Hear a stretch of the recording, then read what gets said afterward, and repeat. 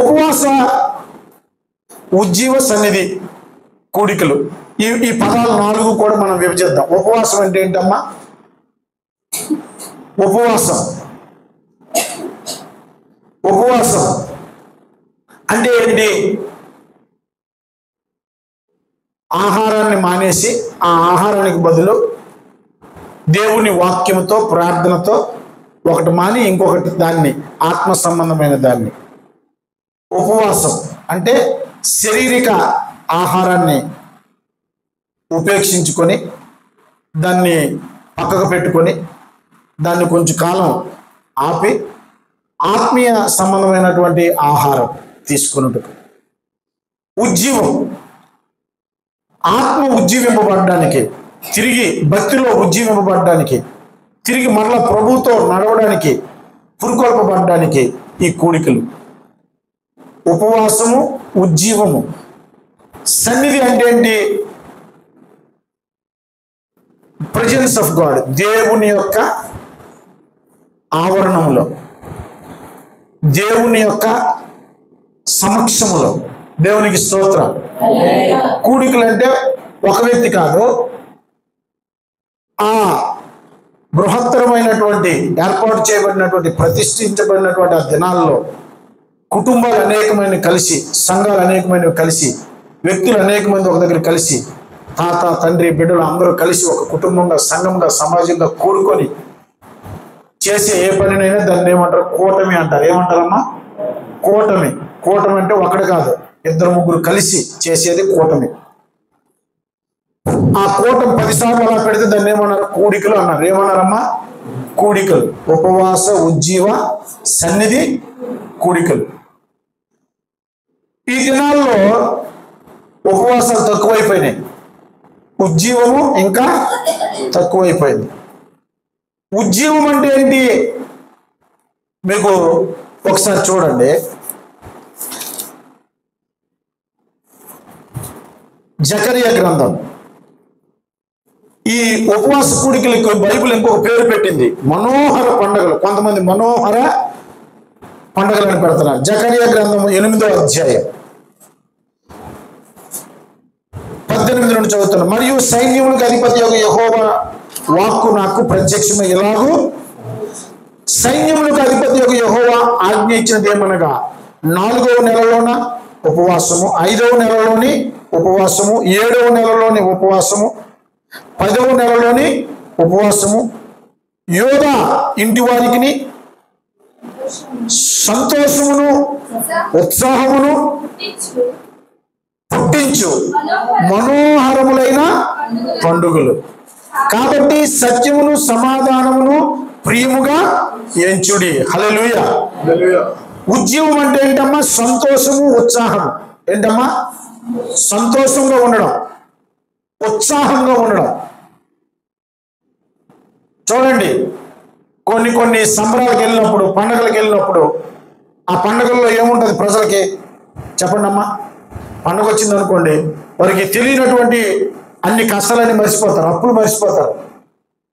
ఎన్ని బాధలున్నా ఆ 3 రోజులు ఇతరులతో పాటు ఆ పండుగ దినాల్లో ఉత్సాహంగా, సంతోషంగా పెట్టుబడి పెడుతూ, బంధువులు పిలుచుకుంటూ వారు ఉంటారు. ఉపవాస పండుగలు కూడా ఒక వ్యక్తి, ఒక సంఘము సరిగ్గా అర్థం చేసుకుంటే, ఉపవాస పండుగలు అవి ఎలాంటివమ్మా? జీవితాలను మార్చేవి కాదు. కొన్ని పండుగలు ఉన్నాయి, కొన్ని సంబరాలు ఉన్నాయి, కొన్ని తిరణాలు ఉన్నాయి, అవి జీవితాలను మార్చేవి, గొడవలు తెచ్చేవి. అందరూ సంతోషంగా కూడుకుంటారు, లాస్ట్ రోజు ముందు రోజు తాగి తందనాలాడి తల్లపగలు కొట్టుకుంటారు, లేకపోతే గొడవలు ఆడుకుంటారు, ఒకరికొకరు పొడుచుకుంటారు, నువ్వెంత నేనెంత ఎంచుకుంటారు. నిజమా కదా? అక్కడ శరీర క్రియలు ఉంటాయి, అక్కడ వ్యసనాలకు గురి ఉంటుంది, అక్కడ కామక్రోధానికి అవకాశం ఉంటుంది, అక్కడ ఎచ్చుకోరుతనానికి అవకాశం ఉంటుంది. పెద్ద చిన్న అక్కడ అవకాశము, మంచి మర్యాద అవకాశము ఉండదు. అక్కడ అప్పులు ఉంటాయి, గొడవలు ఉంటాయి, కేరింతలు ఉంటాయి, కేకలు ఉంటాయి. శరీరము, ప్రకృతి సంబంధము, అపవాది క్రియలు, చీకటి సంబంధమైనవి అక్కడ ఉంటాయి. ఆ ఉత్సాహంలో, ఆ ఆనందంలో, ఆ సంతోషంలో. అది జీవితాన్ని మార్చదు. కొంతమంది ఎన్నో కుటుంబాలు, ఎన్నో బంధురకాలు, బంధత్వాలు ఆ తిరణాలకి, ఆ పండుగల్లో, ఆ సంబరాల్లో పాల్పంపులు పొందుకొని తర్వాత జీవితాంతం విడిపోయిన వాళ్ళు చాలా మంది ఉన్నారు. జీవితాంతము విడిపోయిన వాళ్ళు ఉన్నారు, మాట్లాడకుండా ఉన్న వాళ్ళు ఉన్నారు. పలానప్పుడు నాకు ఇలా చేసేవాళ్ళు. కానీ ఉపవాస పండుగలలో ఇవి మనోహరమైనవి. దేవునికి స్తోత్రం. ఇవి చాలా దేవునికి, మనుషులకి ఆత్మ సంబంధంగా, శరీర సంబంధంగా మనకి ఎంతగానో సంతోషాన్ని, ఉజ్జీవాన్ని, విడుదలను ఇచ్చే పండుగలు. దేవునికి స్తోత్రం. హల్లెలూయా. ఉపవాసము ఒక పండుగగా ఎందుకు ఆచరించాలి, ఎందుకు ఉపవాసం ఉండాలి, భక్తి జీవితంలో ఉపవాసం ఎందుకు అంటే ఏంటంటే, ప్రియమైన దేవుని బిడ్డలారా, దైవ చిత్తాన్ని ఇంకా క్లియర్గా తెలుసుకోవడానికి. అపోస్తుల కార్యం 13వ అధ్యాయంలో ఆది అపోస్తుల సంఘం ఉపవాసం ఉంది. బర్నబాను, పౌలుని సేవకు పంపించారు. దేవునికి స్తోత్రం కలుగును గాక. యేసయ్య ఉపవాసం ఉండి ప్రార్థన చేయమని చెప్పాడు. మత్తయి సువార్త 16వ అధ్యాయంలో ఉంటుంది. చూడండి, ఈ దెయ్యం ఎందుకు పోతుంది అంటే, ఈ దెయ్యము ప్రార్థన ఉపవాసం ఉంటే కానీ ఇది పోదని చెప్పాడు. కొన్ని గడ్డు దెయ్యాలు ఉంటాయి, కొన్ని గడ్డు దెయ్యాలు ఉంటాయి. ఆ గడ్డు దెయ్యాలు పోవాలంటే ప్రార్థన, ఉపవాసం ఉండాలి. శిష్యులు ఎలగొట్టలేకపోయారు ఆ దెయ్యాన్ని. ఒక కుమారుడు తన తండ్రి తన కుమారుని తీసుకొని వస్తాడు, శిష్యులకి ప్రార్థన చేయమంటాడు విడుదల అంటే, వారి వలన అవ్వదు. యేసయ్య అంటాడు, ఇలాంటివి పోవాలంటే మీరు ప్రార్థన, ఆ ఫుట్ నోట్స్ లో ఉండదు, కింద ప్రార్థనలో చేస్తే అంటే కింద ఏముంటదంటే ఉపవాసము ప్రార్థన అని ఉంటుంది. ఉపవాసం ఉండి ప్రార్థన చేస్తేనే మన జీవితానికి ఆటంకాలుగా ఉన్నటువంటి అదృశ్య దుష్ట కార్యాలన్నీ లయమవుతాయి. చప్పట్లు కూడా దేవుని నామమున మహిమపరచండి. హల్లెలూయా. ఒక వ్యక్తి, ఒక వ్యవస్థ, ఒక కుటుంబం దైవ చిత్తానుసారంగా బ్రతకడానికి, దేవుని యొక్క వాక్యానుసారంగా పరిచర్య చేయడానికి, ఎప్పుడు దేవునిలో ఆనందిస్తూ దేవుని కొరకు విజయాలు సాధించడానికి ఉపవాస ప్రార్థన చాలా అవసరం అండి. ఉపవాస ప్రార్థన సంవత్సరం చేస్తున్న సేవకుల యొక్క సేవ వేరుగా ఉంటుంది. ఉపవాస ప్రార్థన అలవర్చుకున్నటువంటి విశ్వాసులు, భక్తుల యొక్క ఆధ్యాత్మిక జీవితం వేరుగా ఉంటుంది.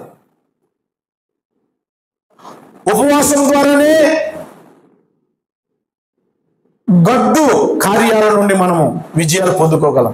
ఆటంకాల నుండి, అవరోధాల నుంచి, బంధకాల నుంచి, అదృశ్యంగా అపవాది మనకు వ్యతిరేకంగా చేసిన కార్యాలన్నింటినీ జయించడానికి మనకి శక్తి ఉపవాస ప్రార్థన ద్వారా వస్తుంది. ఉపవాసం ద్వారా ఏం జరుగుతుందో తెలుసా?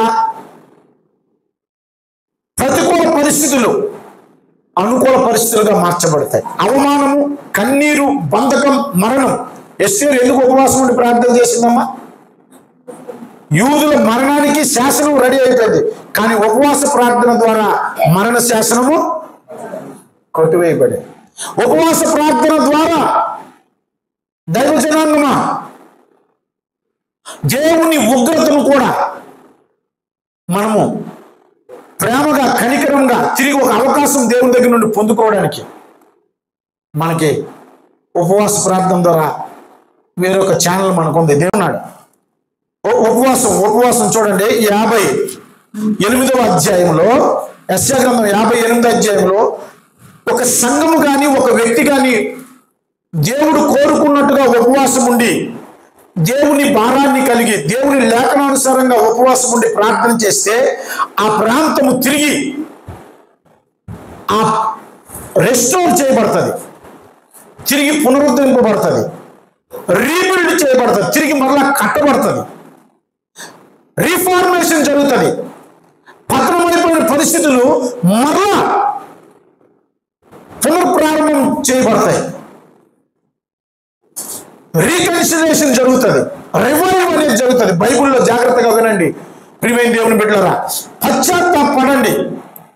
పశ్చాత్తాపాన్ని ఇంగ్లీష్లో పశ్చాత్తాపం అంటే, తెలుగులో రాశారు పశ్చాత్తాపం అని. దేవుని రాజ్యం సమీపించి ఉన్నది, మీరు పశ్చాత్తాపడి మారు మనసు పొందనను.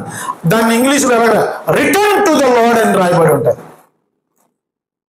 దేవుని వైపు మనం తిరిగినప్పుడు మనం తిరిగి రెస్టోరేషన్ అవుతాం, రీబిల్డ్ అవుతాం, రిఫర్మేషన్ వస్తుంది, రెన్యూ అవుతాం, రివైవ్ చేయబడతాం. ఇవన్నీ ఇంగ్లీషులో ఈ పదాలన్నీ రాయబడి ఉన్నాయి. Reconciliation, restoration, reformation, rebuild, revive. ఇవన్నీ when we turn to God, దేవుని వైపు మనం తిరిగినప్పుడు మన జీవితంలో, మన వ్యవస్థలో, మన కుటుంబంలో ఇవి జరుగుతాయి. చూడండి దైవ జనాంగమా, యోవేలు గ్రంథంలో 2వ అధ్యాయంలో ఇలాగ ఉంది. ఇప్పుడైనను 2:12 చూడండి. ఇప్పుడైనను మీరు ఉపవాసం ఉండి కన్నీరు విడుచుచు దుఃఖించుచు అమ్మా మనపూర్వకముగా తిరిగి నా యొద్దకు రండి. అదే యెహోవా వాక్కు. మీ దేవుడైన యెహోవా కరుణా వాత్సల్యములు గలవాడును శాంతిమూర్తియు అత్యంత కృపగలవాడునయ్యుండి తాను ఉద్దేశించిన కీడును చేయక పశ్చాత్తాపడును కనుక మీ వస్త్రములు కాక మీ హృదయములను చింపుకొని ఆయన తట్టు. ఒకవేళ ఆయన మనసు త్రిప్పుకొని పశ్చాత్తాపడి మీ దేవుడైన యెహోవాకు తగిన నైవేద్యమును ప్రాణార్పణమును మీకు దీవెనగాను అనుగ్రహించును. అనుగ్రహింపడని ఎవడు చెప్పగలడు? సియోనులో బాకావూదుడి, ఉపవాస దినమును ప్రతిష్ఠించుడి, వ్రత దినమును నియమించి ప్రకటన చేయుడి, జనులను సమకూర్చుడి, సమాజ కూటమును ప్రతిష్ఠించుడి, పెద్దలను పిలువనప్పుడి, చిన్నవారిని. ఎవరమ్మా ఉపవాస ప్రార్థన? అమ్మ నేను చదువుకుంటాను. చిన్నపిల్లలు, అమ్మ నేను ఇప్పుడే నిండు బాలింతనయ్యా, బిడ్డ పాలిస్తున్నాను, నేను రాలేనంటే అవదు. ఉపవాస ప్రార్థనకి వాళ్ళకు కూడా ఎక్సెప్షన్ లేదు. They should present in the presence of the Lord. బాలింతలు కూడా ఆ చంటి బిడ్డను పట్టుకొని, పాలు తాగిన పిల్ల ఉంది అల్లరి చేస్తుందండి, కాదు ఆ బిడ్డ కూడా వచ్చేయాలట దేవుని సన్నిధికి. పెద్దలని, చిన్నపిల్లలని, సమాజాన్ని, బిడ్డలను తోడుకొని రండి. పెండ్లి కుమారుడు అంతఃపురంలో నుండి పెండ్లి కుమార్తె నాకు పెళ్ళయిందని చెప్పడానికి లేదు. కొత్త పెళ్ళైందా ఇప్పుడే ఉపవాస ప్రార్థన అంటలేదు. ఉమ్మడి ప్రార్థన. ఈరోజు వాక్యాంశం, ఈ 10 రోజులు మీరు ఉపవాస ఉజ్జీవ సన్నిధి కూడికలు పెట్టుకున్నారు.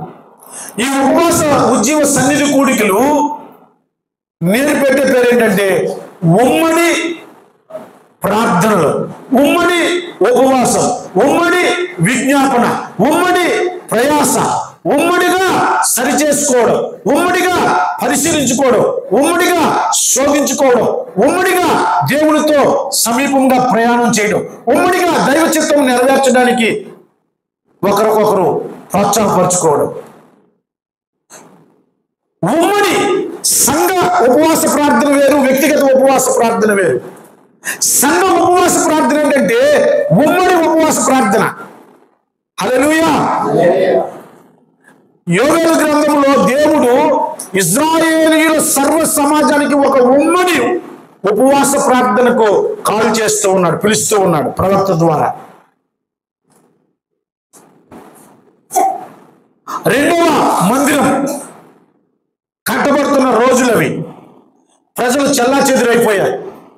ఇప్పుడైనను అంటే ఉపవాస ప్రార్థన అనేది చేయకొని, ఉపవాస ప్రార్థన నాకు అవసరం లేదు అనడానికి లేదు. మీరు ఉపవాసం ఉండినప్పుడు అన్నాడు యేసయ్య. దేవునికి స్తోత్రం. అంటే భక్తి జీవితంలో, ఆత్మీయ జీవితంలో ఉపవాస ప్రార్థనకి చాలా ప్రాముఖ్యత ఉన్నది. భక్తులు బైబిల్లో ఉపవాస ప్రార్థనలు చేశారు. 1 రోజు ఉపవాస ప్రార్థన, 3 రోజుల ఉపవాస ప్రార్థన, 7 రోజుల ఉపవాస ప్రార్థన, 10 రోజుల ఉపవాస ప్రార్థన, 21 రోజుల ఉపవాస ప్రార్థన, 40 రోజుల ఉపవాస ప్రార్థన. 1 రోజు ఎవరు చేశారు? యోనా గ్రంథంలో ప్రజలందరూ, నినివే ప్రజలందరూ ఒక్కరోజు, 3 రోజులు ఎవరు చేశారు? ఎస్తేరు చేసింది. 7 రోజులు ఎవరు చేశారు? 10 రోజులు ఎవరు చేశారు? 21 రోజులు ఎవరు చేశారు? 40 రోజులు ఎవరు చేశారు? మరి 10 రోజులు ఎవరు చేశారు? అపోస్తలులు చేశారు. 21 రోజులు దానియేలు చేశాడు. మరి 7 రోజులు దావీదు చేశాడు. అందుకే కొంతమంది ఏమంటారు, నేను 1 రోజు ఉపవాస ప్రార్థన ఉన్నాను. కొంతమంది అంటారు ముగ్గురు, నేను 3 రోజులు ఉన్నాను అంటాడు. ఎస్తేరు ఉపవాస ప్రార్థన. కొంతమంది 21 రోజులు, కొంతమంది 10 రోజులు, కొంతమంది 40 రోజులు. మోసే 40 రోజులు ఉపవాస ప్రార్థన చేశాడు. ఏంటి ఈ ఉపవాస ప్రార్థన? దేనికి ఉపవాస ప్రార్థన? ఎందుకంటే మనల్ని మనము తగ్గించుకొని దేవుని సంకల్పంలో ఇమిడిపోవడానికి, దేవునికి సమీపంగా వెళ్ళడానికి, పరిశుద్ధుడైన దేవుని సేవిస్తున్న మనము ఆ పరిశుద్ధుడైన దేవుని దగ్గరికి పరిశుద్ధత కలిగి జీవించడానికి, ఆయనకి ఇష్టంగా ఇంపుగా ఉండడానికి, ఆయన చిత్తానుసారంగా జీవించడానికి. ఈ లోకంలో అండి దైవశక్తి లేకుండా, దేవుని అనుగ్రహం లేకుండా, దేవుని యొక్క ప్రత్యక్షత లేకుండా మనము దేవుని కొరకు ఎంతో కాలం, ఎక్కువ కాలం బ్రతకలేము. చూడండి, భక్తులు ఉపవాస ప్రార్థనలు చేసి ఎన్నో విజయాలు సాధించారు. దేవునికి స్తోత్రం కలుగును గాక. సంఘము ఎదుట ఒకసారి చూడండి, మత్తయి సువార్త 16:18 ఉందండి. సంఘము ఎదుట పాతాళ ద్వారములు నిలువునేరు అని చెప్పాడు. ఎలాగా? పాతాళం దేనికి చూచినా, మరణానికి చూచిన, చీకటికి చూచిన, అపజయానికి చూచిన, అవమానానికి చూచిన, ఒంటరితనానికి, విలాపానికి, ప్రలాపానికి, కన్నీటికి, దుఃఖానికి, చేదు అనుభవానికి, నష్టానికి, దేవుని నుండి దూరమైపోయిన పరిస్థితికి చూచిన ఆ పాతాళ పరిస్థితులన్నింటినీ అధిగమించాలంటే సంఘము ఉమ్మడి ఉపవాస ప్రార్థనలు చేయాలి. చప్పట్లు కూడా దేవుని నామమున మహిమపరచు. హల్లెలూయా. ఈ దినాల్లో ప్రియమైన దేవుని బిడ్డలారా, ఆయా ప్రాంతాలు మేము తిరిగి చూస్తున్నాం. కలకత్తా నుంచి తడా వరకు, అటు వెస్ట్ బెంగాల్, ఒరిస్సా, ఆంధ్ర, తెలుగు భాష మాట్లాడుతున్నటువంటి క్రైస్తవుల మధ్యలోనికి నాతో పాటు ఆనంద్ పాస్టర్ గారు కూడా వచ్చారు. మేము ఈ ప్రాంతాల్లో సముద్ర తీర ప్రాంతాల్లో ఈ 3 రాష్ట్రాల్లో తిరిగి సువార్త ప్రకటించి చూస్తూ ఉన్నాం. మన మత్స్యకారుల సంఘాల్లో ఎంతో భక్తి ఉంది, ఆసక్తి ఉంది, ఉజ్జీవం ఉంది. దేవుడు కూడా మన వల్ల ఎక్కువ మందిని ఎన్నుకున్నాడు. ఎందుకంటే మనకి ప్రతిరోజు కూడా వేటాడేవాడికి మోకాల నీతిలోనైనా, మునిగిపోయే నీతిలోనైనా, 20 బాల లోతులోనైనా వలవదిలిన తర్వాత ఏది తగులుతుందో అదృష్టం మీద ఉంటుంది. దేవుడికి తెలుసు కదా, మనకి వలవదిలిన ప్రతిసారి ఆ కనిపించిన దేవుడా నీవు ఈ రోజైనా నన్ను దర్శించి నా బిడ్డ పాపలకు అన్నం పెట్టని మనము ఆధారపడతాం కనుక, దేవుడు చూచి నమ్మువాడి కంటే చూడక నమ్మువాడు. దేవుడు ఉన్నాడు, దేవుడు ఇస్తేనే దొరుకుతుంది, నేను నా కుటుంబం 3 పూటలు అన్నం తింటాము, నా అక్కలు తీరుతాయి అనే చేతిరుద్ది పని ఏదైనా ఉందంటే ఈ భూమి మీద అది సముద్రపు వేట.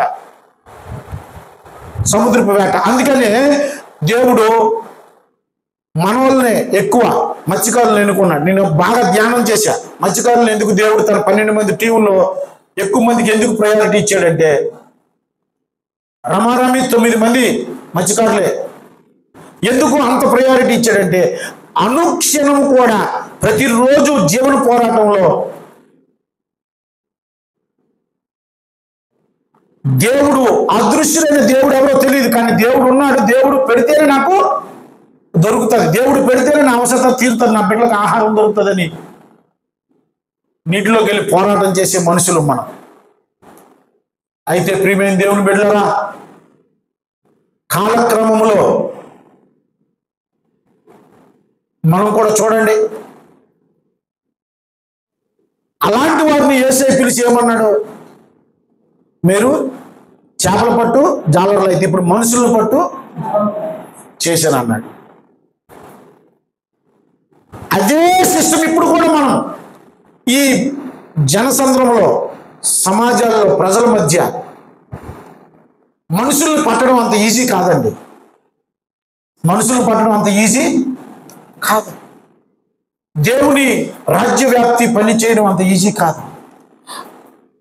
ఒక సేవకుడికి తన వ్యక్తిగత జీవితము, తన కుటుంబ జీవితము, సంఘ జీవితము, సమాజ జీవితము, ఇన్ని పోరాటాలు ఉంటూ ఆరోగ్యము, ఆహారము, ఆర్థిక పరిస్థితులు, అవసరతలు, అక్కర్లు, కొరతలు ఎన్నో ఉంటూ ఆ సంఘాన్ని, సమాజాన్ని, వీటన్నిటిని సంఘంలో, సమాజంలో వీటన్నిటి మధ్య దేవునితో బ్రతకాలంటే, దేవుని చిత్తం నెరవేర్చాలంటే ఒక భక్తుడికండి, సేవకుడికైనా, విశ్వాసికైనా, పరిశుద్ధుడైనటువంటి ఒక విశ్వాసికి దేవుని కొరకు బ్రతకాలంటే అంత ఈజీ కాదు. దైవశక్తి కావాలి. చూడండి ఒకసారి, పేతురు అదే మాట రాస్తున్నాడు. ఒకసారి పేతురు రాసిన పత్రికలో పేతురు రాస్తున్నాడు ఈ మాట. దైవజనాన్ని ఒకసారి చూడండి. 2వ పేతురు రాసిన పత్రిక 1వ అధ్యాయంలో ఇలాగా అంటున్నాడు: తన మహిమను బట్టి, గుణాతిశయములను బట్టి మనలను పిలిచిన వాని గూర్చిన అనుభవ జ్ఞానం మూలముగా ఆయన దైవశక్తి జీవమునకును భక్తికి కావలసిన వాటన్నిటినీ మనకు దయచేయుచున్నందున దేవుని గూర్చినట్టు, మన ప్రభుని యేసుక్రీస్తు గూర్చినట్టునైనా అనుభవ జ్ఞానం వలన మీకు కృపయు సమాధానమును విస్తరించునుగాక. హల్లెలూయా. ప్రియమైన దేవుని బిడ్డలారా, దేవుని యొక్క దైవశక్తి మన జీవనానికి, భక్తికి కావలసినవన్నీ సమకూరుస్తుందట. Man power, money power, material power చాలా మందికి ఉంది. డబ్బుతో అన్నీ చేయలేరు, వస్తు సామగ్రితో అన్నీ చేయలేరు. మనుషులు 10 మంది వస్తే ఒక కార్యక్రమం అయిపోదు. వీటన్నిటికంటే అదృశ్యుడైనటువంటి దేవుని శక్తి, సూపర్ న్యాచురల్ పవర్ కావాలి. దేవునికి స్తోత్రం కలుగును గాక. ఆ సూపర్ న్యాచురల్ చాలా మంది దగ్గర మ్యాన్ పవర్ ఉంది, మనీ పవర్ ఉంది, మెటీరియల్ పవర్ ఉంది, కానీ సూపర్ న్యాచురల్ పవర్ లేనప్పుడు ఆ కార్యక్రమాలు దీర్ఘకాలంగా సాగవు, ప్రభువుకి ఇష్టానుసారంగా ఉండవు, ప్రభువుని మెప్పించేవిగా ఉండవు, ప్రభువుని సంతోషపెట్టేవిగా ఉండవు. దైవ జనాంగమా, దేవుని కొరకు నీవు నేను బ్రతకాలంటే ఒక విశ్వాసిగా, నీతిమంతుని కుటుంబముగా,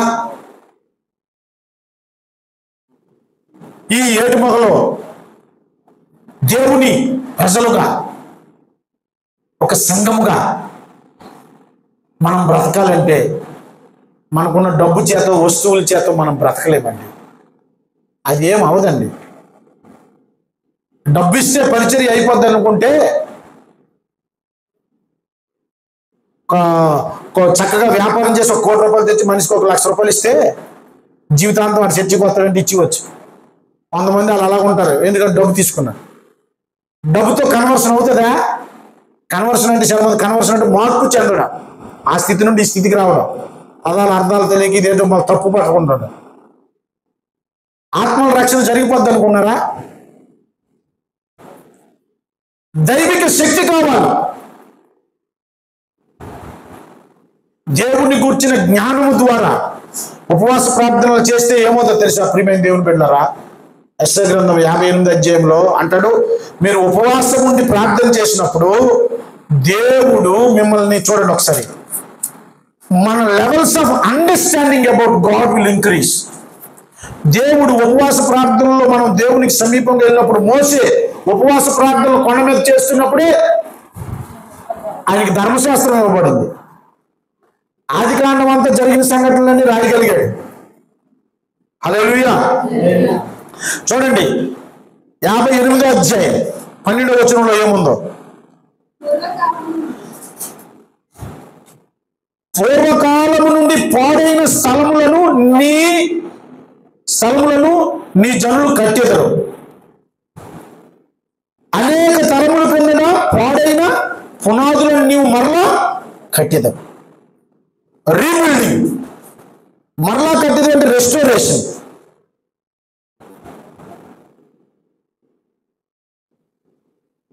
విరుగుబడిన దానిని బాగు చేయదు.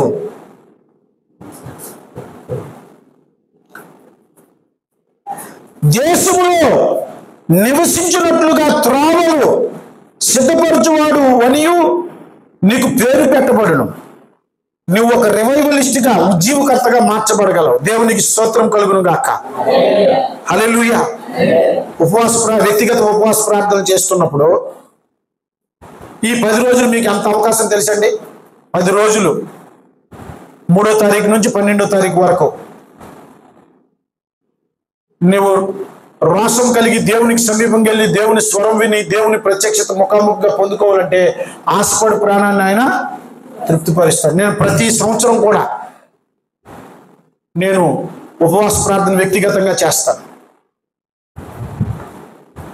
మొత్తము అన్ని మీటింగులు మూసుకుంటాను. ఆదివారము నా 3, శుక్రవారం ఆదివారం నా సంఘానికి ఒక పూట వాక్యం చెప్పడానికి అందుబాటులో ఉంటాను. మిగతా పనులన్నీ పక్కకు పెట్టేస్తాను. కొత్త బైబిల్ కొంటాను, మళ్ళీ ఇన్ని నోట్సులు కొంటాను. ఉపవాస ప్రార్థన దేవుని దగ్గరికి వెళ్ళినప్పుడు దేవుడు నీతో మాట్లాడతాడు. దేశంలో నివసించినట్లుగా త్రోవలు సిద్ధపరచు అని నీకు పేరు పెట్టబడి, దేవుడు దేవుని గురించినటువంటి అండర్స్టాండింగ్, దేవుని మార్గాలు నీకు బయలుపరుస్తాడు. దేవుని సంగతులు నువ్వు తెలుసుకుంటావు. దేవుని గురించిన అనుభవ జ్ఞానం నీకు పెరుగుతుంది. అప్పుడు దేవుని శక్తి వస్తుంది. దేవునికి స్తోత్రం కలుగును గాక. హల్లెలూయా. దేవుని శక్తి ఎప్పుడైతే నీకు వస్తుంటుందో, పరలోకము నుండి దైవశక్తి, ఇది మానవునికి కనబడేది కాదండి. దైవశక్తి గురించి మీకు చెప్పనా?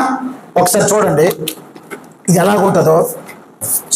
యోబు గ్రంథం 10వ అధ్యాయం. యోబుకి అన్ని కోల్పోయాడు లేదా? యోబు తన బిడ్డలు కోల్పోయాడు, కుటుంబం అంతా పాడైపోయింది, తన భార్య ఉండిపోయింది, ఆస్తి పోయింది, ఆరోగ్యం పోయింది. స్నేహితులు వచ్చి ఏమంటున్నారు, ఈయనలో ఏదో ఒక రహస్య బలహీనత ఉంది. మన ముందైతే ఇతను నీతిమంతుడిలో ఉన్నాడు, కానీ ఏదో రహస్య పాపం ఉంది. మానవ జ్ఞానానికి ఏమర్థమవుతుంది చెప్పండి అమ్మా? ఎవడైనా పడిపోయాడు అనుకోండి, చెడిపోయాడు అనుకోండి, ముందు యాక్సిడెంట్ అయింది, అదేదో చేసాడు, ఎందుకే మనం తీర్పు తీర్చే స్వభావం ఉంది. అక్కడికి వచ్చిన స్నేహితులు కూడా 7 రోజులు ఎక్కడున్నారు? యోగుతో పాటు ఆ రోడ్డు మీద కూర్చున్నారు, బూడిద కప్పుకున్నారు, జల్లుకున్నారు. చాలా మంచి వాళ్ళు. మనకు కష్టం వచ్చిందంటే పలకరించడం ఎవరు లేడు మన సంఘంలో కానీ మన సమాజంలో కానీ. ఎవరికాడు ఇంట్లో మగ్గిపోవడమే. యోగు స్నేహితులు చూడండి, 7 రోజులు ఆయనతో పాటు రోడ్డు మీద కూర్చున్నారు, చాలా మంచి వాళ్ళు. యోగు అన్ని కోల్పోయాడు. యోగు తిరిగి అన్ని సంపాదించుకోవడానికి యోగు దగ్గర ఒకటి మిగిలిపోయింది. ఏంటో తెలుసా? యోగు అన్ని బాగున్నప్పుడు దేవుని దగ్గర ఆయన ఏ భక్తిని అయితే నేర్చుకున్నాడో, ఏ ఆత్మీయ శక్తిని అయితే పొందుకున్నాడో, ఏ దైవ ప్రత్యక్షత అయితే పొందుకున్నాడో, ఆత్మ సంబంధమైనటువంటివన్నీ యోగు దగ్గర ఉన్నాయి. యోగు అంతరాత్మలో యోగులో ఉన్నాయి. ప్రకృతి సంబంధమైనవి కంటికి కనిపించేవన్నీ కూడా అపవాది ముట్టేశాడు. ఆరోగ్యాన్ని ముట్టాడు, కుటుంబాన్ని ముట్టాడు, ఆస్తిని ముట్టాడు, సమాజంలో ఉన్న గౌరవాన్ని కూడా ముట్టాడు. కానీ యోగుకి ఏది ముట్టదని చెప్పాడు? ఆత్మను ముట్టడానికి లేదు. యోగు దగ్గర మిగిలిపోయింది అది ఒకటే. చూడండి 10:16 ఏముందో చూడండి. నేను సంతోషించిన ఎడతెగక నీ ఆశ్చర్యమైన బలమును నీవు నా మీద. హల్లెలూయా. ఇది మానవునికి అర్థం కాదు, ఇది రాజకీయ బలం కాదు, ధన బలం కాదు, కండ బలం కాదు, గుండె బలం కాదు. పాడైపోయిన వ్యవస్థలని ధన బలంతో కట్టలేం. బలాలు చాలా రకాలు ఉన్నాయి. విద్యా బలం ఉంది, జ్ఞాన బలం ఉంది, బుద్ధి బలం ఉంది, కండ బలం ఉంది, గుండె బలం ఉంది, ధన బలం ఉంది, ఆస్తి బలం ఉంది, రాజకీయ బలం ఉంది, కుల బలం ఉంది, ప్రాంత బలం ఉంది. మానవునికి ఇన్ని బలాలు సమకూర్చుకొని ఒకడు పనులు చేస్తుంటాడు. కానీ ఈ బలాలు ఏ బలాలు కూడా ఒక సమయం వస్తుంది, ఈ బలాలు ఏమీ పనికిరావు. యోగు దగ్గర ఈ బలాలన్నీ కూడా పోయినాయి. కుటుంబ బలము హరించుకుపోయింది, ధన బలము హరించుకుపోయింది, ఖండ బలము హరించుకుపోయింది, గుండె బలం కూడా హరించుకుపోయింది, గుండె బలం కూడా హరించుకుపోయింది. యోగు అందుకే భక్తులు అన్నాడు, నీ భక్తి నీకు ఏది ధైర్యం. ఒక్క ఆత్మీయ బలం ఒకటే ఉంది, ఇంకే బలం లేదు. దేవుని దగ్గర నేర్చుకున్నటువంటి ఆత్మీయ ఆత్మీయ పాఠాలు, దేవునితో ఉన్నటువంటి అనుభవ జ్ఞానం ఒకటే ఉంది. ఆ పరిసంబంధమైనటువంటి అదృశ్య శక్తి ఒక్కటే ఉంది. మీకు విషయం చెప్పనా, పాత నిబంధన గ్రంథంలో చాలా మంది ప్రవక్తలు యేసుక్రీస్తు పునరుద్ధానం గురించి ప్రవచించారు. కానీ యేసు పునరుద్ధానుడైనట్టుగా యోబు చూశాడు. హల్లెలూయా, హల్లెలూయా. దైవ జనాంగం ఒకసారి చూడండి, 19వ అధ్యాయం 25వ వచనంలో ఉంటది. అయితే నా విమోచకుడు సజీవుడు, తరువాత ఆయన భూమి మీద నిలుచుననియు నేను ఎరుగుదును. ఈ భయానకమైనటువంటి పతన పరిస్థితుల్లో యోబు పరలోకం వైపు చూసినప్పుడు పునరుద్ధానుడైన క్రీస్తుని చూశాడు. The only old testament man of God has been seen, the resurrected Christ. పునరుద్ధానుడైన క్రీస్తుని, నా విమోచకుడు సజీవుడు. దేవునికి స్తోత్రం కలుగును గాక. అనేక మంది ప్రవక్తలు పాత నిబంధన గ్రంథంలో క్రీస్తు పునరుద్ధానం గురించి, పుట్టుక గురించి, పరిచర్య గురించి, శ్రమల గురించి, మరణం గురించి ప్రవచించారు. కానీ యోబుకు మాత్రమే ప్రత్యక్షత కలిగింది. దేవునికి స్తోత్రం కలుగును గాక. ఈ యోబు దేన్ని చూశాడమ్మా? Supernatural power. హల్లెలూయా.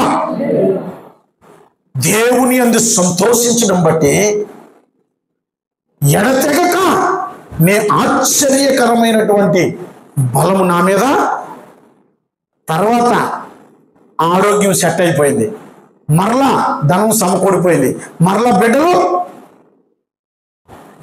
చూసారా?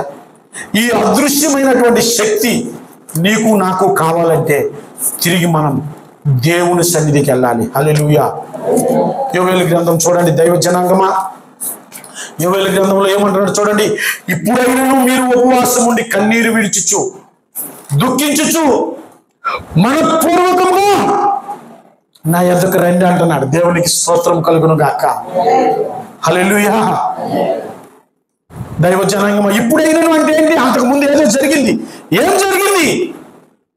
ఏం జరిగింది చూడండి ఒకసారి. 1వ అధ్యాయంలో 13వ వచనం.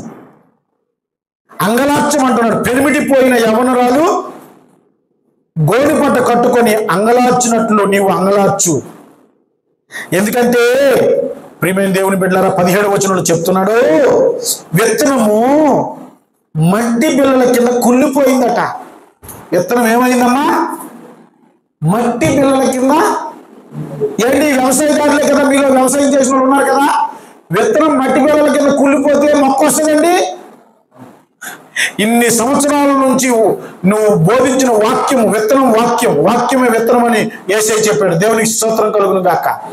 నీ పెట్టుబడి అంత బిళ్ళల కింద కుళ్ళిపోయింది.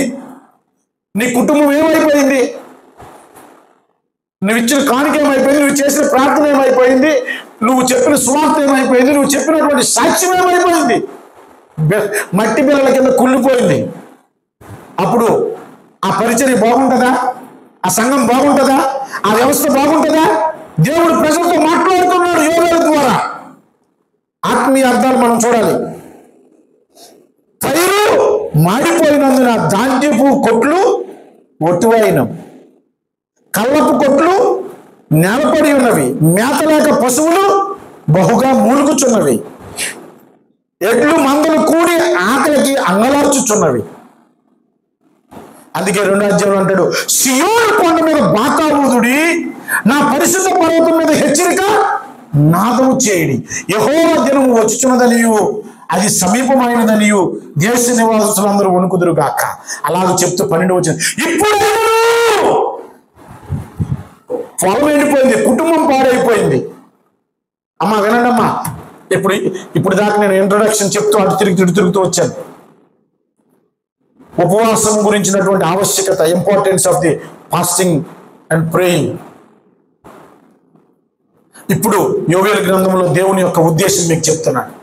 ప్రజలు ఇప్పుడైనా నువ్వు ఉపవాసం ఉండదు.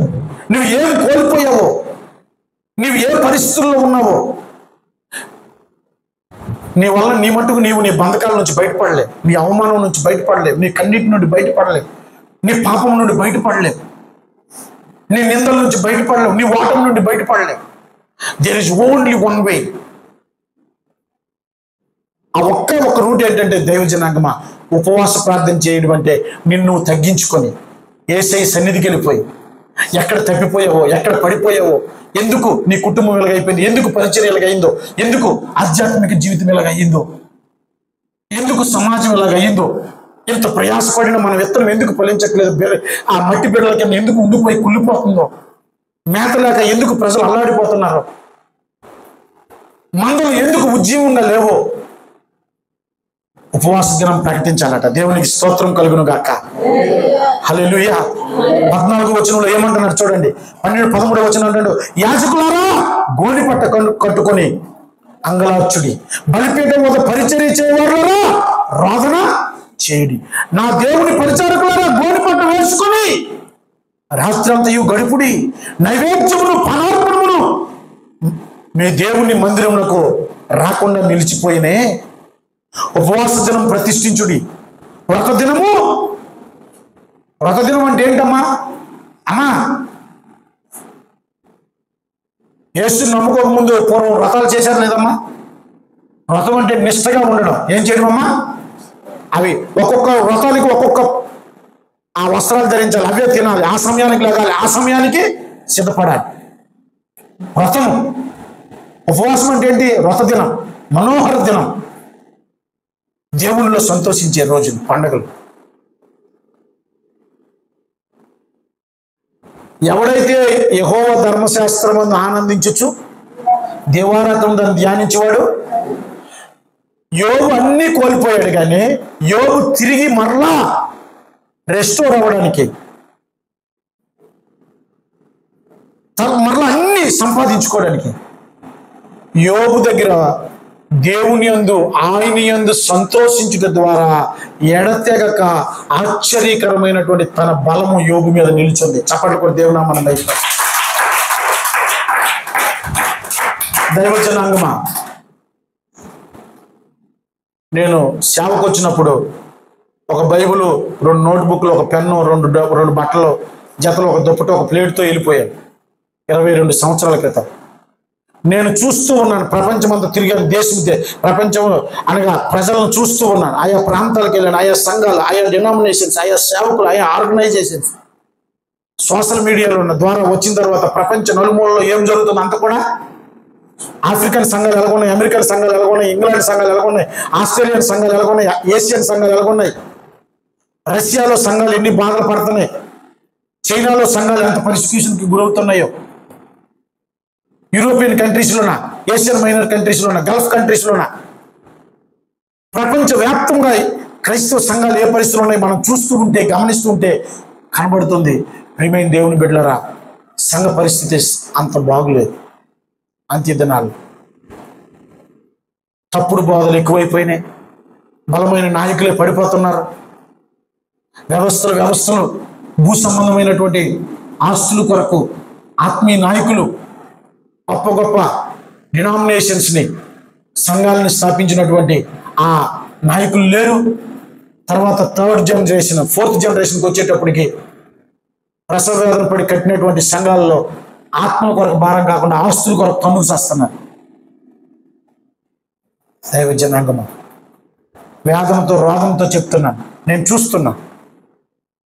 తిరిగి క్రైస్తవ ప్రపంచం, పరిశుద్ధులైనటువంటి భక్తులు తిరిగి అంగలార్చాలి, తిరిగి కన్నీరు కార్చాలి, తిరిగి ప్రలాపించాలి, తిరిగి రోధించాలి, తిరిగి యేసయ్య పాదాల దగ్గరే కూర్చోవాలి. ఇంకొక పరిష్కారం లేదు. ఇది డబ్బుతోనూ, మానవ శక్తితోనూ, మానవ జ్ఞానంతోనూ, మానవ బలంతోనూ పాడైపోయినటువంటి గోడలు కట్టబడినాయి. పాడైపోయిన గోడలు కట్టబడినాయి. అందుకే యోవేలు గ్రంథంలో దేవుడు ప్రజలను పిలుస్తున్నాడు. ఉపవాస దినమును మీరు ప్రతిష్ఠించండి, ప్రకటించండి, జనం సమకూర్చండి. పెళ్ళైన వాళ్ళు, పెళ్లి కానోళ్ళు, యవనస్తులు, పెద్దలు, వృద్ధులు, పాలిచ్చిన స్త్రీ అందరూ దేవుని సన్నిధికి వచ్చి ఏం చేయమంటున్నాడు? 17వ వచనంలో, యెహోవా పరిచర్య చేయ యాజకులు. కొత్త నిబంధనలో ఎవరండి? అందరూ యాజకులే. కొత్త నిబంధన గ్రంథంలో పేతురు రాసిన పత్రిక రాసి, యాజకులైన రాజులైన యాజకులు. దేవునికి స్తోత్రం కలుగును గాక. క్రీస్తు యేసునందు మండపమునకును బలిపీఠమునకును మధ్య నిలవబడి కన్నీరు విడిచుచు, యెహోవా నీ జనుల ఎదుట జాలి చేసుకొని అన్య జనులు వారి మీద ప్రభుత్వం చేయనట్లు వారిని అవమానమునకు అప్పగింపకము, లేని యెడల అన్య జనులు వారి దేవుడు ఏమైనను అందురని వేడుకొనవలెను. ఎందుకు ఉపవాసం తెలుసా? నీవు గనక దేవుని భక్తుడిలాగా జీవించకపోతే పాత నిబంధన గ్రంథంలో అంతా కూడా ఏం చేశాడు తెలిసిన? అన్య రాజులను ఇశ్రాయేలుల మీదకి, యూదుల మీదకి పంపించాడు. బానిసలుగా తరమబడ్డారు, కొట్టబడ్డారు, నలగొట్టబడ్డారు. నువ్వు పరిశుద్ధంగా, నీతిగా, యథార్థంగా సంఘం పరిశుద్ధమైన సంఘంగా, నీతిగా, యథార్థంగా, భక్తిగా, పరసంబంధమైనటువంటి కోరికలతో బ్రతకకుండా భూ సంబంధమైన వాటితో బ్రతికితే దేవుని నామము సమాజంలో అన్యుల మధ్య ఏమవుతుందండి? అవమానము పాలవుతుంది. ఇక రాస్తూ ఉన్నాడు ఏంటండి, ఇక అన్య జనములలో మిమ్మును అవమానాస్పదంగా చేయక. ఎప్పుడైతే సంఘము ఉమ్మడి ఉపవాస ప్రార్థనలు చేస్తుందో, ఉమ్మడి అంగలార్పు, ఉమ్మడి కన్నీరు, ఉమ్మడి ఎస్తేరు కాల్ చేసింది, ప్రజలని పిలిపించింది, ఎస్తేర్లకి మొదకై పిలిపించింది, నాతో పాటు మీరు కూడా బయట ఉపవాసం ఉండండి. నెహెమ్యా తిరిగి గోడలు కట్టడానికి తన ఉపవాసం ఉండడమే కాదు, ప్రజలకు ఆ పనిలో పిలుపునిచ్చాడు.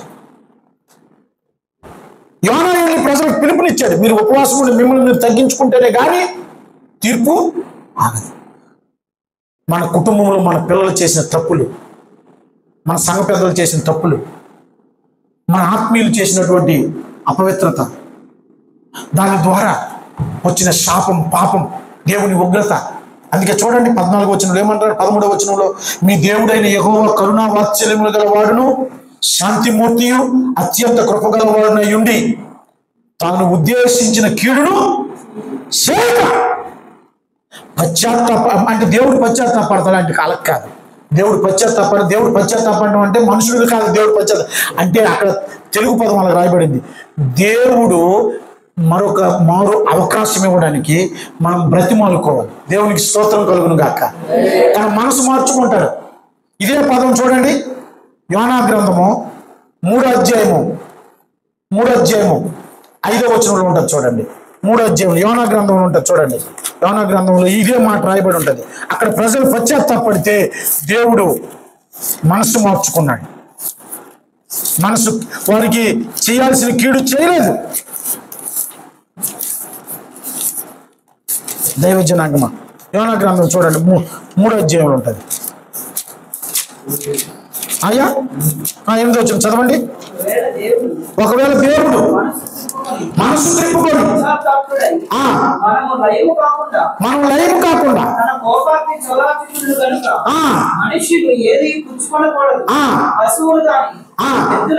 చూడండి ఏమంటున్నాడు? నినివే పట్టణం మీదకి దేవుడి పాపం ఉగ్రత వచ్చేసింది. నినివే ప్రజల పాపం దేవుడి సన్నిధికి వెళ్ళిపోయింది.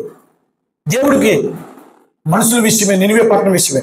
అయితే దేవుడు ఏం చేశాడు? వాటిని నాశనం చేయకుండా, ఎవరు నినివే ప్రజలు కూడా దేవుని బిడ్డలే. దేవునికి స్తోత్రం.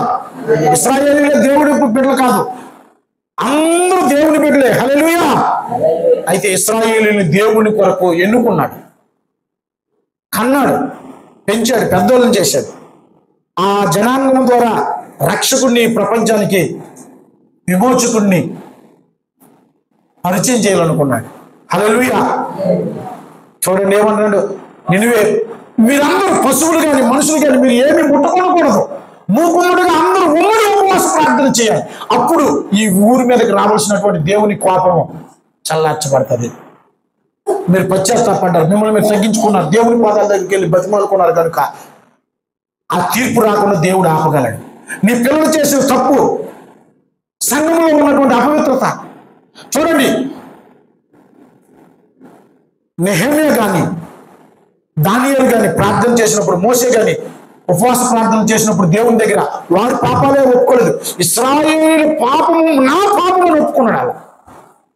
మా పాపం, మా పితృ పాపం, మా పాపం, నా పాపం ప్రభు అని ఒప్పుకున్నారు. ఈ ఉమ్మడి ఉపవాస ప్రార్థన, ఈ ఉమ్మడి విజ్ఞాపన, ఈ ఉమ్మడి ప్రలాపము, ఈ ఉమ్మడి కన్నీరు, ఈ ఉమ్మడి అంగలాపు ఈ 10 రోజులు మీ సంఘంలో చేయడానికి మంచి అవకాశం ఉంది. చెప్పండి కూడా దేవునా మనం మహింపడు. హల్లెలూయా. మీ పిల్లలు ఫలించడానికి, మీ కుటుంబాలు ఫలించడానికి, మీ బాధలు తీర్చబడడానికి, మీ అవమానం తీసివేయబడడానికి మండపానికి మందసానికి మధ్య యాజకుడు దైవ జనాంగం నిలబడాలి. దేవుడు పాత నిబంధన గ్రంథం ప్రకారంగా అతి పరిశుద్ధ స్థలంలో బలిపీఠంలో దేవుడు ఉన్నాడు, మండపంలో ప్రజలు ఉన్నారు. మధ్యలో ఎవరు ఉన్నారు? దేవుని బిడ్డల ప్రజలు. ఈ ఊరు పక్షాలు నువ్వు కాకపోతే ఇంకెవరు మొరపెడతారు చెప్పండి? ఏమమ్మా, ఈ ఊరు కొరకు ఎక్కువ భారము బాధ్యత మీ కుటుంబం కొరకు ఎక్కువ భారము బాధ్యత నాకుంటుందా మీకుంటుందా? చెప్పండి అమ్మా, మీకే ఉండాలి. అందుకని దేవుడు ఈ ఊరిలో ఒక సంఘాన్ని కన్నాడు, సేవకుని ఎన్నుకున్నాడు. ఇప్పుడు కొత్తగా మనకు మొరపెట్టడానికి అమెరికా నుండి ఇంగ్లాండ్ నుండి సేవకులు రారు, మిషనరీలు రారు. పూర్వం ఎక్కడ పడితే అక్కడ ఫార్మల్ కనబడుతున్నారా? లేదు. ఏ జనాంగం నుండి ఆ జనాంగానికి సువార్త వినిపింప చేశాడు దేవుడు. ఆ సువార్త ద్వారా దేవుడు తన ప్రణాళికలో ఉన్న సేవకులను ఎన్నుకున్నాడు. వారిని దేవుడు తన భారంతో నింపి ఆ భారం పంచుకుని అనేక మంది దేవుని బిడ్డలు కలిసి విజ్ఞాపన ప్రార్థన ఉమ్మడి విజ్ఞాపన చేస్తే ఆ ప్రాంతము, ఆ ఊరు, ఆ దేశము ఉజ్జీవింపబడుతుంది, దేవుని కొరకు పట్టబడుతుంది. ఏదో ఈ 10 రోజులు మీ అక్కర్ల అవసరం కోసం మొరపెట్టడం కాదు. పూర్వం జరిగినటువంటి ఉపవాస ప్రార్థనలకి ఏమ్మా జనరల్గా నాకు ఎప్పుడు పిలవాలి పాస్టర్ గారు? లాస్ట్ రోజు మీటింగ్ పిలవాలి, అంతేనా? అంతే కదా. మరి మొదటి రోజు మీటింగ్ ఎందుకు రమ్మన్నాడు? ఎందుకు రమ్మన్నాడంటే నాతో పాటు 10 రోజులు వచ్చాడు ఆయన, సింగరాయి కొండ నుండి తడ వరకు. ఈ 10 రోజులు పూర్వము జరిగినటువంటి ఉపవాస ప్రార్థనలా ఉండకూడదు. ఈ 10 రోజులు ప్రార్థనలు వేరుగా ఉండాలని ఆశపడ్డాడు ఆయన. రాయ్యా, మొదటి రోజు ప్రార్థనకే నువ్వు రా నాయన, దీని ఆవశ్యకత కోసం చెప్పేయ్యా, ఆ భారం ప్రజల హృదయాల్లో పెట్టేయ్యా. మా సంఘము మునుపుట్లాగా ఉండకూడదయ్యా. మా గ్రామం పైన, సంఘం పైన, ఈ సహవాస విస్తరణ పైన, దేవుని రాకడ కొరకు సిద్ధపడడం పైన, వాక్యంలో ఎదగడం పైన, సాక్ష్యం ఇవ్వడంలో, దేవుని కొరకు సంఘం ఉజ్జీవింపబడడంలో ఒక ప్రత్యేకమైన భారం మొదటి రోజే ఉంటే మునుపుట్లాగా ఉండకూడదు అని ఆశపడి పిలిచాడు. దేవునికి స్తోత్రం కలుగునుగా. హల్లెలూయా. దైవ జనాంగమా, మంచి అవకాశం ఇది, మంచి అవకాశం. నీ బిడ్డల పక్షాన, నీ కుటుంబం పక్షాన చూడండి ఒకసారి జకర్యా గ్రంథం చూడండి.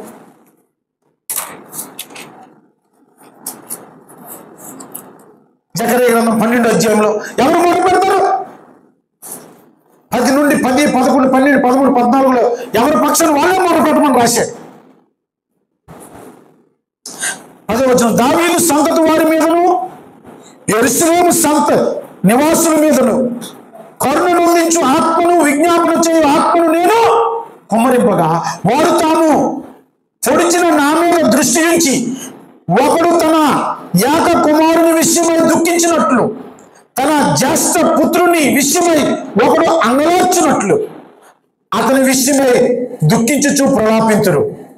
మెగద్దోనులో హదాత్రిమోను దగ్గర జరిగిన ప్రలాపం వలెనే ఆ దినమున యెరూషలేములో బహుగా ప్రలాపం జరుగును.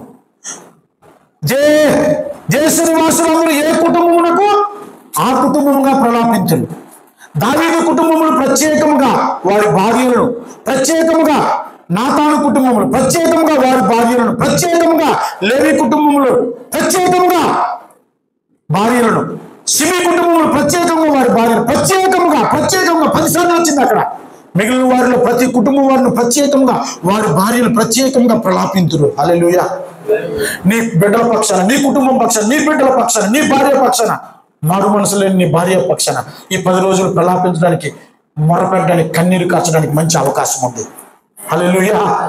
ఉపవాసం అంటే డీసెంట్ గా ఏమన్నా ఫ్యాషన్ భక్తి కాదమ్మా. ఉపవాసం అంటే నీ గుండె లోతుల్లో నుండి నీ హృదయం చించుకొని, నీ శరీరము శుద్ధీకరణ, నీ ఆత్మ శుద్ధీకరణ, నీ మనసు శుద్ధీకరణ. చూడండి, బాహ్యంగా కనబడుతున్న నా శరీరము శుద్ధీకరణకి స్నానం చేశాను. మరి నా కిడ్నీల్లో, లివర్లోనూ, ఊపిరితిత్తుల్లో ఉన్నటువంటి అన్ని శుద్ధీకరణ చేసుకునేది కూడా ఉందా లేదా? లివర్ శుద్ధీకరించుకోవాలా లేదా? ఇన్ఫెక్షన్ ఏదైనా ఉంటే దాన్ని బాగు చేసుకోవాలి. బ్లడ్ని కూడా శుద్ధీకరించుకోవాలా లేదా? దానికి తగ్గట్టు కూడా డైట్ ప్లానింగ్ ఉన్నాయి, దానికి తగ్గట్టు మందులు ఉన్నాయి. అలాగే అంతరంగంలో ఉన్నటువంటి మనస్సు, ఆత్మ, ఈ రెండింటిని శుద్ధీకరించుకోవాలి. ఈ 10 రోజులు అక్కడక్కడ తిరిగి ఏదేదో మేసి, ఏదేదో తిరిగి, ఏదేదో పోగేసుకున్నాం. శారీరకంగా, ఆర్థికంగా, ఆత్మీయంగా, కుటుంబపరంగా, బిడ్డల పాపలు, ఎన్ని విషయాల్లో తప్పిపోయావో, ఎన్ని విషయాల్లో దేవునికి దూరం అయిపోయావో, దేవునికి దుఃఖపరిచావో, దేవుణ్ణి పొడిచావో. అక్కడ రాశాడండి, వారు పొడిచారట.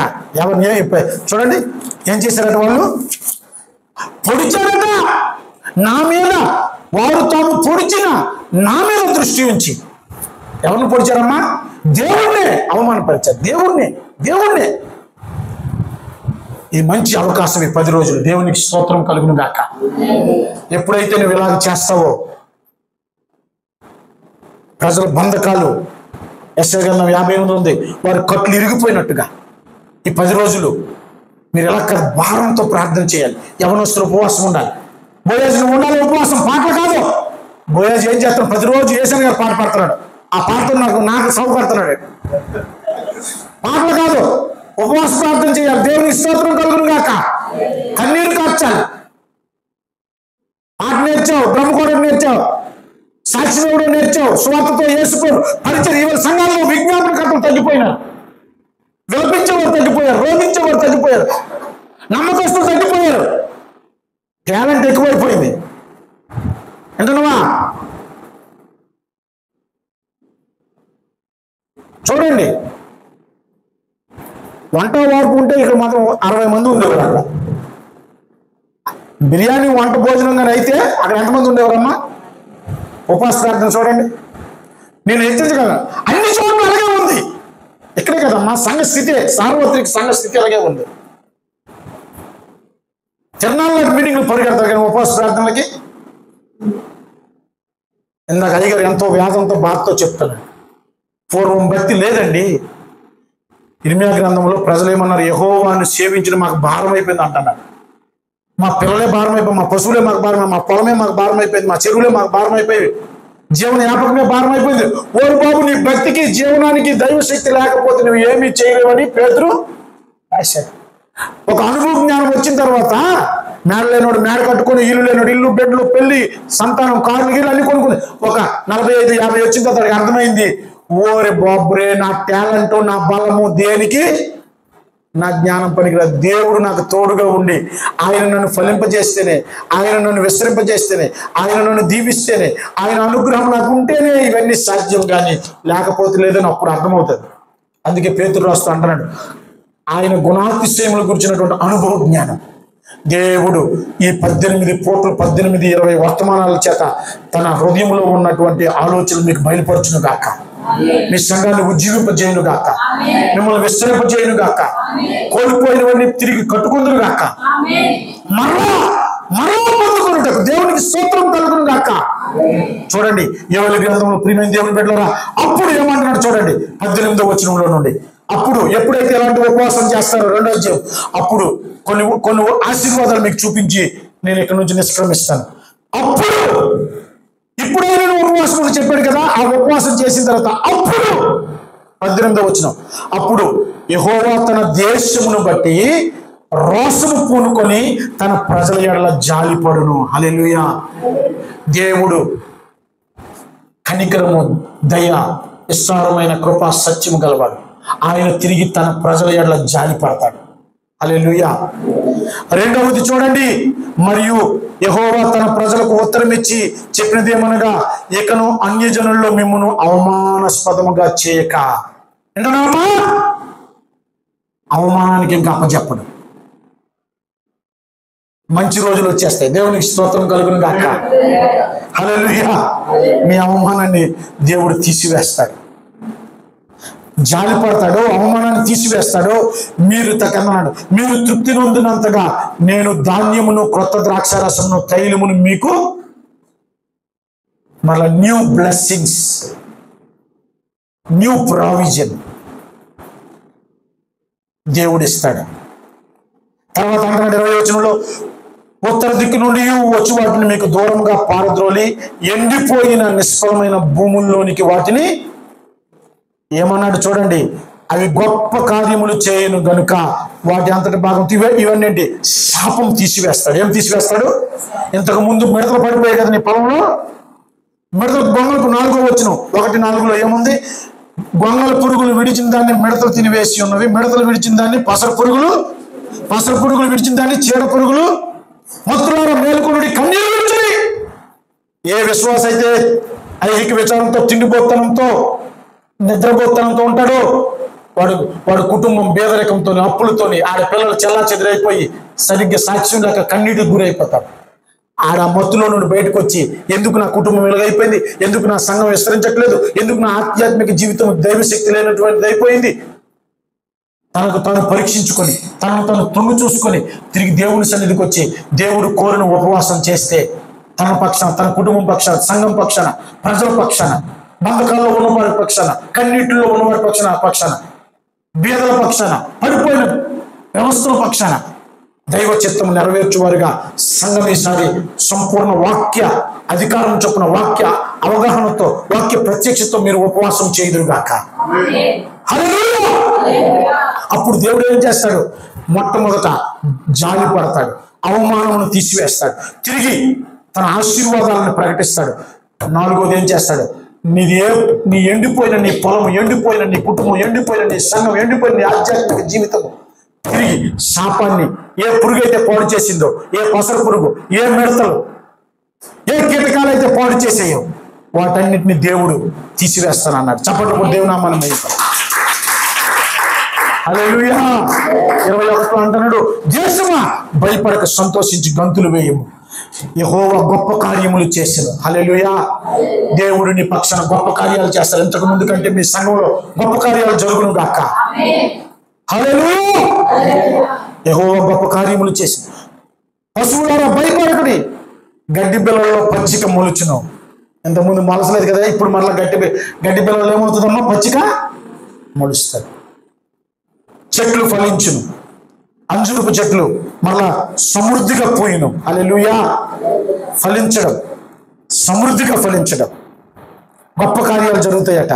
23వ వచనం చూడండి, సియోను జనులారా, అంటే సియోను అంటే దేవుణ్ణి సేవిస్తూ, దేవుని స్తుతిస్తూ, దేవుణ్ణి ఆరాధిస్తున్న వాళ్ళరా, ఉత్సహించి మీ దేవుడైన యెహోవా యందు సంతోషించుడి. నీతిని బట్టి ఆయన మరలా తొలకరి వర్షమును మీకు అనుగ్రహించును, కడవరి వర్షమును మీకు అనుగ్రహించును. చప్పట్లు కూడా దేవుని నామమున మహిమ. హల్లెలూయా. శత్రువుని శాపాన్ని తోసివేయడమే కాదు, విడిపించడమే కాదు, మరలా మీకు తొలకరి వర్షం, కడవరి వర్షం కురిపించి, దేవుడు పంట వేయడానికి ముందేం కావాలండి? తొలకరి వర్షం కావాలి. కరెక్ట్ పొట్ట దగ్గరికి వచ్చినప్పుడు 4 చినుకులు, కడవరి వర్షం కూడా లేకపోతే అవుతుందమ్మా. అట్లాగే దేవుడు తన కృపతో మళ్ళా విస్తరింపజేయను గాక. హల్లెలూయా. 25వ వచనంలో ఉంది, వింత కార్యాలు చేస్తారట. మీరు కడుపారా తిని తృప్తి పొంది మీ కొరకు వింత కార్యాలు జరిగించు మీ దేవుడైన యెహోవా నామమును మీరు స్తుతించుదురుగాక. నేను పంపిన మిడతలను, గొంగళ పురుగులను, పసర పురుగులను, చీడ పురుగులను అను మహా సైన్యము తినివేసిన సంవత్సరముల పంటను, వింటున్నావా? నిలబడు, ఇట్రా. నువ్వు కోల్పోయింది, నష్టపడిపోయింది అంత దేవుడు ఒక్క రోజులో ఇవ్వగలడు. నీకు తెలుసా సంగతి? తెలుసా? నువ్వు సేవిస్తున్న దేవుడి కోసం తెలిసి ఎలాంటాడు? మనం ప్రయాసపడి కన్నీరు కాచి నమ్మకంగా నీతిగా భక్తి చేస్తూ ఉండగా కుడి ఎడమ తొలగిపోయి అది ఇది అయిపోయామా, దేవుడు రెస్టోరేషన్ అనుకుంటా తెలిసిన, ఏదేదైతే తినివేయడానికి అనుమతించాడో ఆయన తరిమి వేసినప్పుడు కోల్పోయినవన్నీ కూడా దేవుడు ఒకే సంవత్సరం తిరిగి ఇవ్వగలడు. కూర్చోయ్యా. నువ్వు నమ్మితే ఆయన అలాగే చేయగలడు. హల్లెలూయా. నిజమండి. మీరు ఏమైనా అనుకోండి, నేను ప్రతిరోజు దేవుని వాక్యములో ఓటలతోనే బ్రతుకుతూ ఉన్నాను. నాకు ఇందులో నుండే గౌరవం, ఇందులో నుండే ధనం, ఇందులో నుండే ఆహారం, ఇందులో నుండే వాహనాలు, ఇందులో నుండే man power, money power, material power, super natural power, నాకు కావలసినవన్నీ బైబిల్లో నుండే నేను పొందుకుంటున్నాను. 22 సంవత్సరాల అనుభవంతో చెప్తున్నాను. నాకు కావలసినవన్నీ, నా కుటుంబానికి కావలసినవన్నీ, నా జీవనానికి, నా భక్తికి కావలసిన సమస్త శక్తి, అది ఆర్థిక బలమైన శక్తి అయినా, అది మనుషులైనా, వస్తువులైనా, వాహనాలైనా, ఏదైనా నాకు కావలసినవన్నీ ఈ వాక్యంలో నుండి దేవుడు నాకు ఇస్తున్నాడు. హల్లెలూయా. అనుభవంతో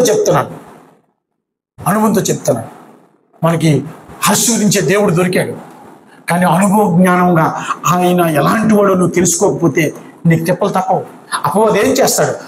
క్రీస్తు యేసుని గుర్చినటువంటి ఆ జ్ఞానము, ఆ మహదైశ్వర్యము, యేసులో ఉన్నటువంటి వాటిని మనం చూడకుండా కన్నులకు గుడ్డితనం కలిగి చేస్తాడు. అందుకే ఎఫెసీయులకు రాసిన పత్రిక 1వ అధ్యాయంలో రాస్తాడు, వారి మనోనేత్రములు వెలిగింపబడినందున క్రీస్తు యేసునందు విశ్వాసం ఉంచిన వారికి దేవుడు దాచి ఉంచినటువంటి ఐశ్వర్యం ఏంటిదో, నిరీక్షణలో ఉన్నటువంటి బలం ఏంటిదో, ఆ నిరీక్షణ లాంటిదో, ఆ పిలుపులో ఉన్న మహత్యం అలాంటిదో తెలుసుకోవచ్చు. అపవాది నువ్వు దేవునికి సమీపంగా వెళుతున్న కొలది ఏంటి, ఈ మధ్యకాలంలో ప్రతి సంవత్సరం కూడా నేను ఈ కరోనా వచ్చిన తర్వాత ప్రతి సంవత్సరం వ్యక్తిగత ఉపవాస ప్రార్థన నేను చేస్తున్నప్పుడు దేవుడు మనతో మాట్లాడతాడండి. హల్లెలూయా. ఎన్నిసార్లు నన్ను గద్దించాడు, ఎన్నిసార్లు నా కన్నీటి తుడిచాడు, ఎన్నిసార్లు నా ప్రార్థనలు ఆలకించి నా కొరతలు తీర్చాడు, నా పక్షాన ఎన్నిసార్లు మనసులు లేపాడు, ఎన్ని ఆశలు తీర్చాడు. అడగకే మనం పొందుకోలేకపోతున్నాం. ప్రియమైన దేవుని బిడ్డలారా, ఏమంటాడు తెలిసిన, తినివేసిన సంవత్సరాల పంట 5 సంవత్సరాల నుంచి ఏం రాలేదనుకున్నావు కదా, సంవత్సరానికి 3 లక్షలు చొప్పున 5 సంవత్సరాలు 15 లక్షల ఆదాయం రావాలి, తిరిగి నీకు 18 లక్షలు అప్పు అయిపోయింది. కానీ దేవుడు ఒకే పంటతో ఇవ్వగలడు. హల్లెలూయా. నిజమండి, 5 సంవత్సరాలు పాడైపోయిందని అదే ఆ లేఖనంతో అర్థం. తినివేసిన సంవత్సరముల పంటను తిరిగి మరలా ఇవ్వగలడు.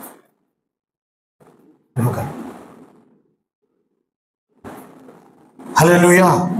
కింద ఏమంటున్నాడు, ఇక నువ్వు నా జనులు సిగ్గునందరు. 26వ వచనంలో ఏమంటాడు చూడండి, నా జనులు ఇక అన్నాడు, మరలా అంటాడు, నా జనులు ఇక సిగ్గునందరు. నేను నా ఆత్మను కుమరించి 9వ ఆశీర్వాదం ఏంటి తెలుసండి, 28, 29 దేవుడు తన ఆత్మను కుమరిస్తానన్నాడు. అంత్య దినాల్లో తన ఆత్మ పెంతెకొస్తే మంది కుమరించడం లేదా, పరిశుద్ధాత్మతో నింపడం లేదా. ఇప్పుడు అన్ని భాషలు మాట్లాడుతున్నారు, ప్రవచిస్తున్నారు, కలలు కంటున్నారు. మరి ఏమేవన్నీ ఆధ్యాత్మిక అనుభవం ఏది, ఆత్మ నడిపింపు అనుభవం ఏది, ఆత్మబలంతో కూడినటువంటి అనుభవం ఏది? ఆలోచన చేయండి. ఎప్పటికప్పుడు మనం తిరిగి రెన్యూ అవ్వాలి, రివైవ్ అవ్వాలి, రెస్టోర్ అవ్వాలి, రీబిల్డ్ చేసుకోవాలి. కిందకేమంటాడు, యెహోవా నామమును బట్టి ఆయనకు ప్రార్థన చేయవారు అందరూ రక్షింపబడుదురు. చప్పట్లు కూడా దేవుని నామాన్ని. హల్లెలూయా. హల్లెలూయా. దైవజనాంగమా, నీవు గాక నీ కుటుంబం కొరకు, నీ బిడ్డల కొరకు, నీ సంఘం కొరకు, ఏటి మొక్క కొరకు, ఇటు గొల్లమూల నుండి నాగేలంకి వెళ్ళి ఈ దారి కొరకు, అవనగడ్డ నాగేలంకి చలపల్లి మోపుదేవి ఘంటసాల, నీ తరం ప్రజల కొరకు ఏమనుకున్నావు? మనమే తిని తాగి పడుకోవడమేనా? మన ఇల్లే బాగుండడం, మన పిల్లలే బాగుండడమా? నీ పక్కింటోళ్ళు, నీ ఎదురింటోళ్ళ కొరకు దేవుని హృదయం పంచుకొని, యెషయా గ్రంథం 54 బంధకాల్లో, కన్నీటిలో, దుఃఖంలో, చెరలో ఉన్న వారి కొరకు నువ్వు కన్నీరు కార్చు. నువ్వు దేవుని పని చేస్తే దేవుడు నీ పని చేస్తాడు. దేవునికి స్తోత్రం కలుగును గాక. ఈ 10 రోజులు మిగతా పనులను పక్కకు పెట్టి ఉదయం సాయంత్రం దేవుని సన్నిధికి రండి, కన్నీరు కార్చండి. ప్రతిరోజు కన్నీరు కార్చడానికి, అంగలార్చడానికి, విలపించడానికి, మీ కుటుంబం కొరకు దేవుని సేవకుడు ఆయా అంశాలు చెప్తూ ఉన్నప్పుడు భారంతో ప్రార్థన చేయండి. దేవుడు నిశ్చయంగా ఈ 10 రోజుల్లో మీరు కోల్పోయిన వాటిని తిరిగిచ్చును గాక. ఏదైతే సిగ్గుకి, అవమానానికి, బలహీనతకి, ఏ ఆర్థిక పరిస్థితి, ఏ బిడ్డలైతే, ఏ పరిస్థితులు అయితే మిమ్మల్ని కృంగదీసాయో అవన్నీ నజరేయుడైన యేసు నామములో కొట్టివేయబడును గాక. అవన్నీ తొలగిపోవును గాక. కళ్ళు మూసుకోండి, ప్రార్థన చేసుకుందాం. ఎన్ని ఆశీర్వాదాలు ఉన్నాయండి. Double portion of blessings. దేవుడు నమ్మదగిన వాడు. లేఖనాన్ని పట్టుకొని ఆ లేఖనాన్ని బట్టి సరి చేసుకొని ఇంకా ప్రవక్తలు మనకి ఎవరు అవసరం లేదండి. ప్రవచన వాక్యం మనకు వచ్చేసింది. వాక్యానుసారంగా జీవించడమే మనకు తడువు. ఆ వాక్యం చెప్పినట్టుగా మన కుటుంబాన్ని, మన సంఘాన్ని, మన వ్యక్తిగత జీవితాన్ని మనం సరి చేసుకుంటే చాలు. ఇప్పుడైనా మిడతలు, గొంగ పురుగులు, పసరు పురుగులు, చీడ పురుగులు నీ జీవితాన్ని, నీ కుటుంబాన్ని, సంఘాన్ని, పరిచర్యని, నీ దర్శనాన్ని, నీ భవిష్యత్తుని, దేవుడిచ్చినటువంటి సంకల్పాన్ని, నువ్వు కార్చిన కన్నీరు, నువ్వు చేసిన ప్రార్థన, నువ్వు విత్తిన విత్తనం, నువ్వు చేసిన ప్రసంగం మట్టి బిళ్ళల కింద ఉండిపోయింది కదా. మట్టి బిళ్ళలకి విత్తనము మట్టి బిళ్ళల కింద కూలిపోయింది. ప్రతి కుళ్ళును దేవుడు తీసివేస్తానంటున్నాడు. అయితే కన్నీరు విడిచుచు, దుఃఖించుచు మనపూర్వకంగా ఆయన అంటున్నాడు 2:3 యెహోవా యొద్దకు తిరుగుడి, ఆయన నామమును మొరపెట్టుడి, ఆయన నామమును విజ్ఞాపన చేయండి, ఆయన నామమును ప్రార్థించే వారందరినీ ఆయన రక్షించింది. ఇలాంటి దేవుడు ఇంకెవరైనా ఉన్నారా? నీ సిగ్గుని, నీ భయాన్ని, నీ అవమానాన్ని, నీ ఓటమిని, నీ పతనాన్ని